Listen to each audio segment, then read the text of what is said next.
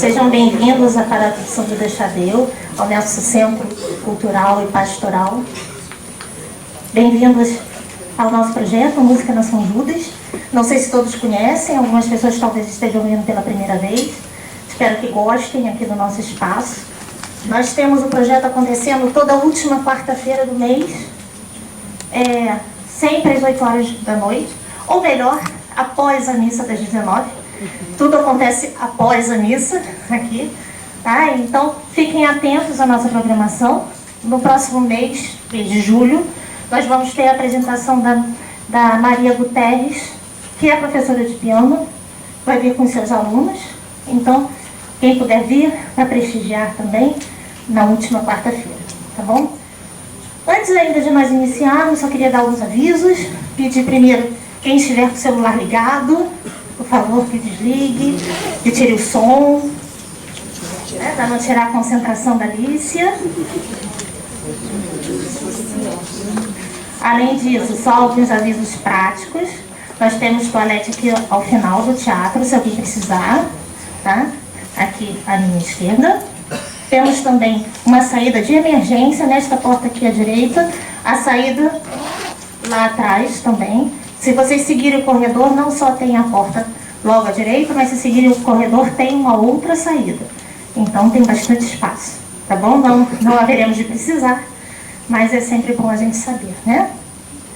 Bom, então, antes de chamar ainda a Alicia, falando um pouquinho sobre o currículo dela, não todo, o currículo dela é muito extenso, acho que quase todo mundo aqui deve conhecer bem o trabalho dela, né? Mas então, só para a gente lembrar um pouquinho, algumas coisas. Alicia Lucas nasceu no Brasil, em Itu, no estado de São Paulo.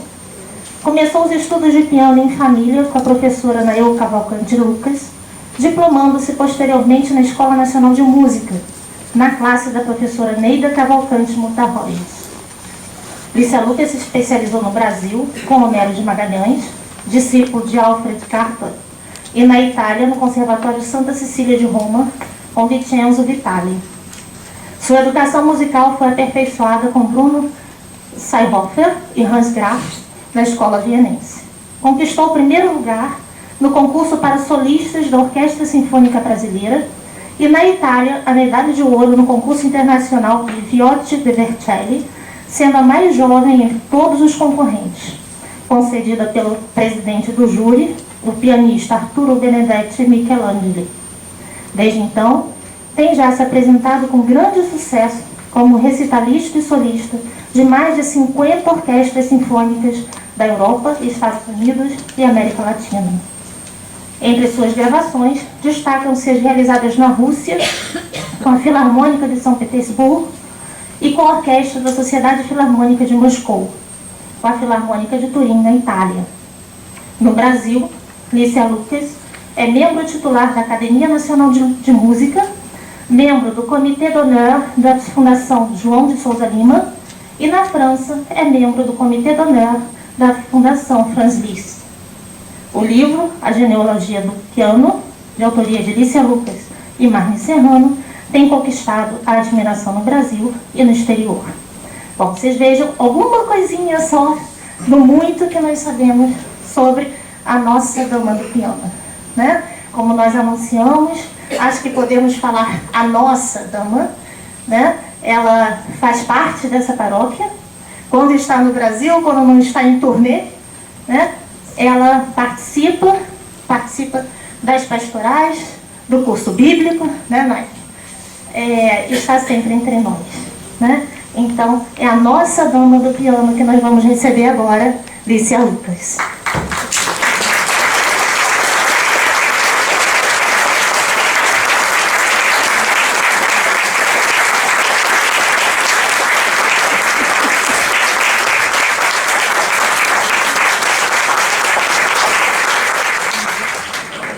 Tenho um prazer imenso de estar aqui com vocês hoje, fruto de um convite muito amável que justamente o Centro Pastoral e Cultural da Igreja de São Judas me fez há algum tempo atrás, na pessoa do Padre Carme, né? e depois executado com extrema competência e enorme afabilidade pela Luiz Aya, que é responsável por esse projeto, que estava conversando com vocês antes. Então, é uma ocasião muito feliz. Eu preparei algumas notas sobre o programa, porque normalmente o que nós temos são nomes de obras e nomes de compositores. Na realidade, há um fio condutor nesse programa. De obra em obra, a proposta é que nós todos juntos façamos uma excursão, porque a música, na definição do compositor americano Aaron Copland, ele afirma que a música é um acontecimento interior. Ela não é só a arte dos sons, porque ela provoca um acontecimento dentro das pessoas, individualmente. E ela tem essa enorme capacidade de evocar culturas, sensibilidades diferentes, histórias, momentos históricos, pessoas. Então, essa é a proposta. Nós vamos começar no Brasil, vamos terminar no Brasil também e vamos fazer um giro pela Europa e por várias sensibilidades europeias. E começamos com o nosso Villa-Lobos, com uma valsa exuberante, a moda do Villa, que se chama Impressões Seresteiras. Ela nos lembra as serenatas de 1930, a época na qual foi composta.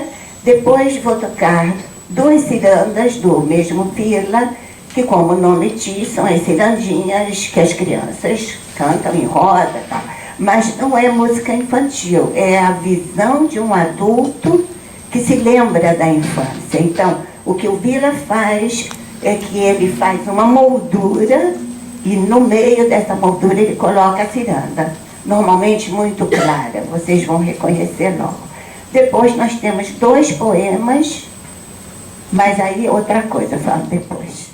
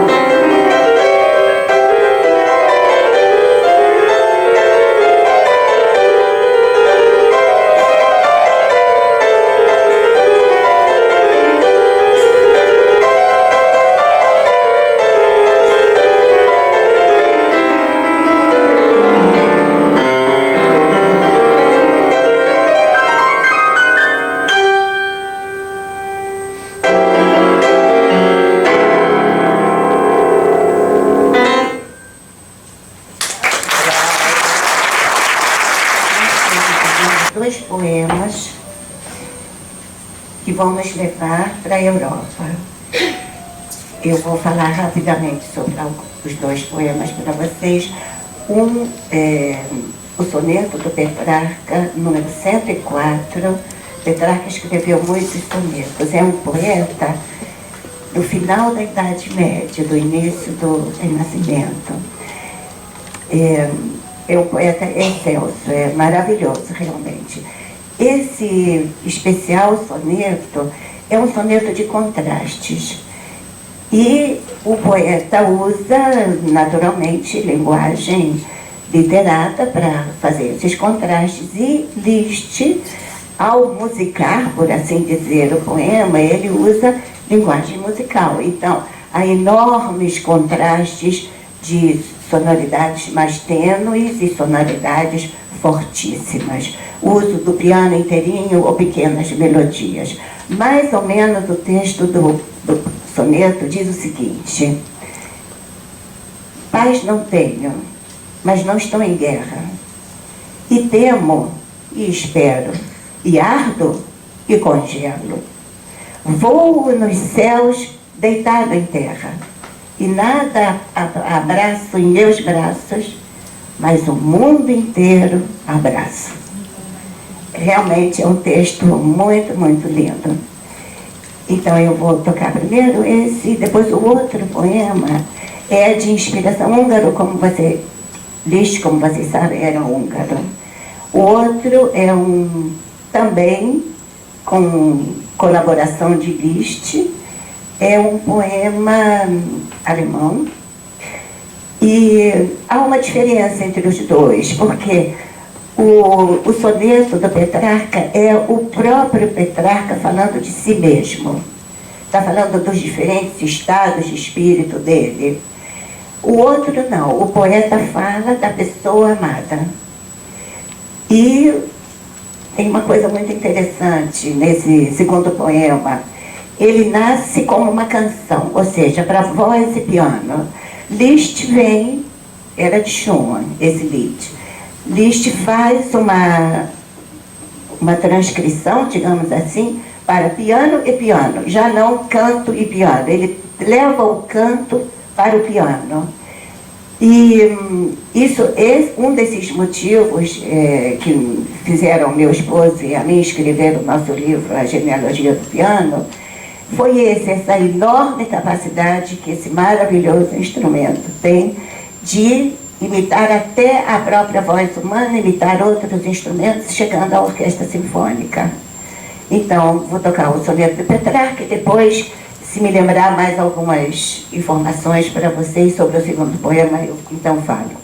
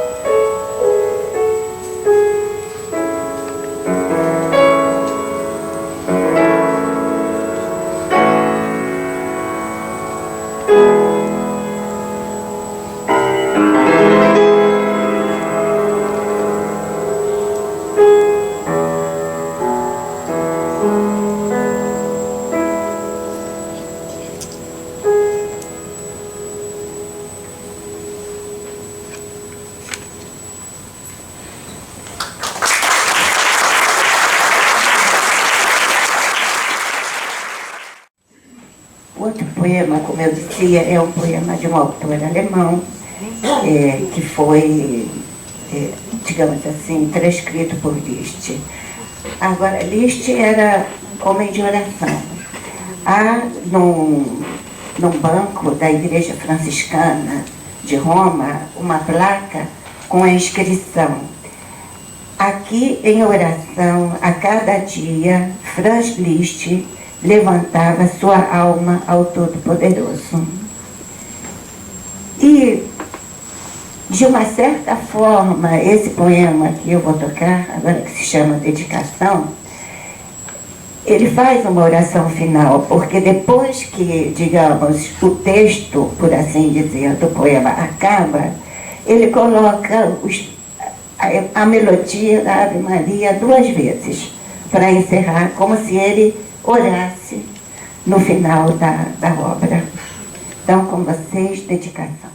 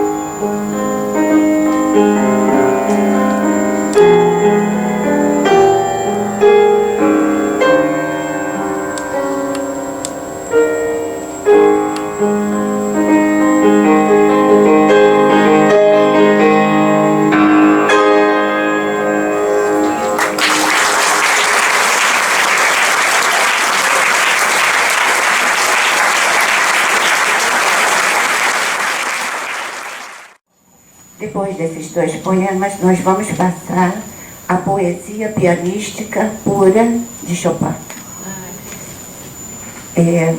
Chopin oscila entre o heroísmo e o lirismo algo melancólico do exílio e da pátria distante. Então, nessa obra, e todas essas duas características ficam completamente claras. Quer dizer, o heroísmo do guerreiro e o lirismo do exilado.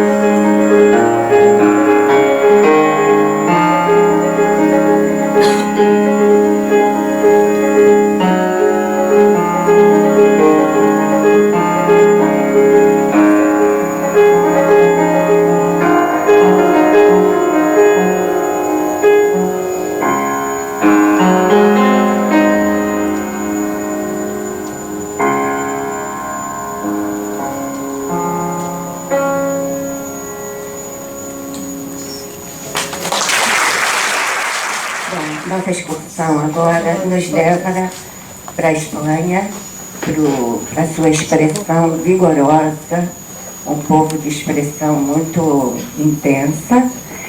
Essa obra faz parte de um balé que se chama O Amor Enfeitiçado. E é a dança ritual do fogo, tem várias versões, inclusive orquestrais. Depois dela, eu vou tocar, então, a grande fantasia sobre o hino nacional brasileiro. Aqui tem uma história interessante de interligação entre os compositores desse programa. Gottschalk fez o seu debut em Paris, e em Paris morava todo mundo, inclusive Chopin. E Chopin estava nesse primeiro concerto de Gottschalk. Quando o concerto acabou, ele saiu do público, se aproximou do palco, beijou as mãos do Gottschalk e disse: "Você vai ser o rei dos pianistas." Chopin era uma pessoa generosa e Gottschalk merecia. Gottschalk era um viajante, assim, quanto mais. E ele estava na América Latina quando nosso imperador Pedro II soube que ele estava por aqui. Então o convidou para ser músico da corte. E ele veio. Nessa época ele compôs essas variações. Ele compôs também variações sobre o hino americano, mas não são nem a sombra dessas, porque talvez nosso hino seja mais bonito, não sei. Ou porque ele estivesse mais inspirado. De qualquer forma, o hino é um símbolo, porque esse hino ultrapassou todos os obstáculos. Ele varou a proclamação da República, quer dizer, ele nasce em plena monarquia, e outras épocas conturbadas da vida do nosso país, e ele sempre de pé. Então, ele é um símbolo para nós. E deixo vocês com essas duas obras.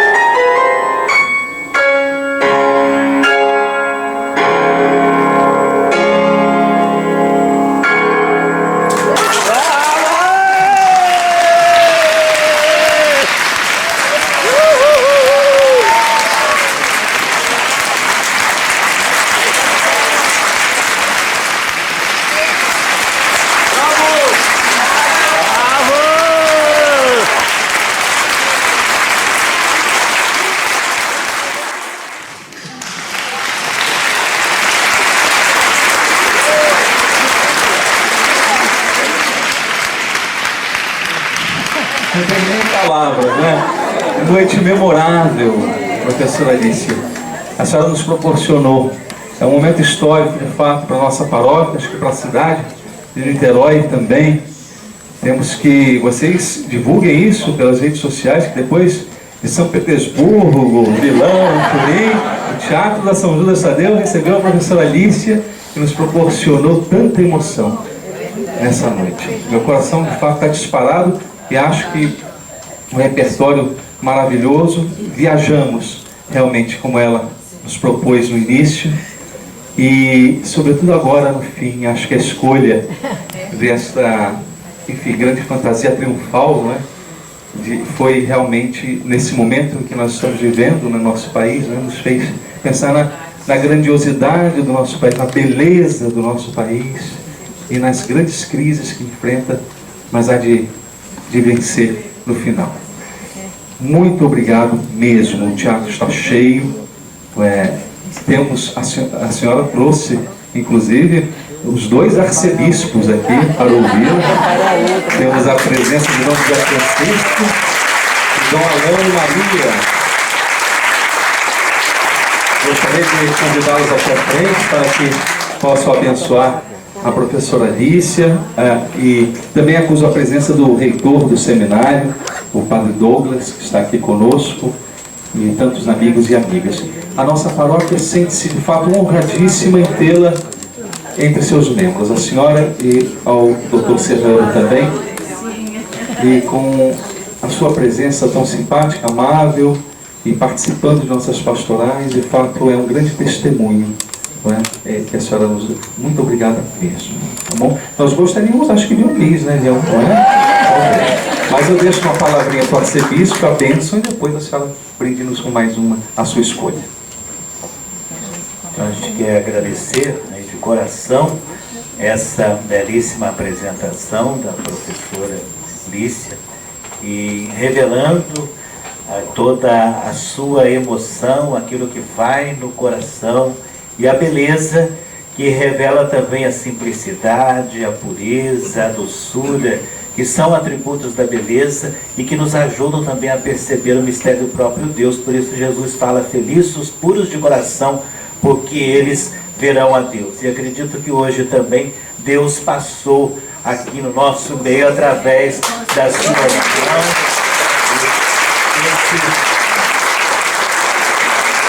Ele partiu através aí das suas mãos, e esse verdadeiro casamento aí com o piano que fez com que a gente sentisse, né, também a sua emoção e tocasse no nosso coração. Então, muito obrigado. E que Deus possa abençoá-la sempre nessa missão de fazer também, nesse mundo de tanta pressa, a gente parar e saborear a beleza que revela a beleza do próprio Deus, tá bom? Então a gente vai dar uma bênção para ela e para todos vocês aqui presentes, né? O Senhor esteja convosco.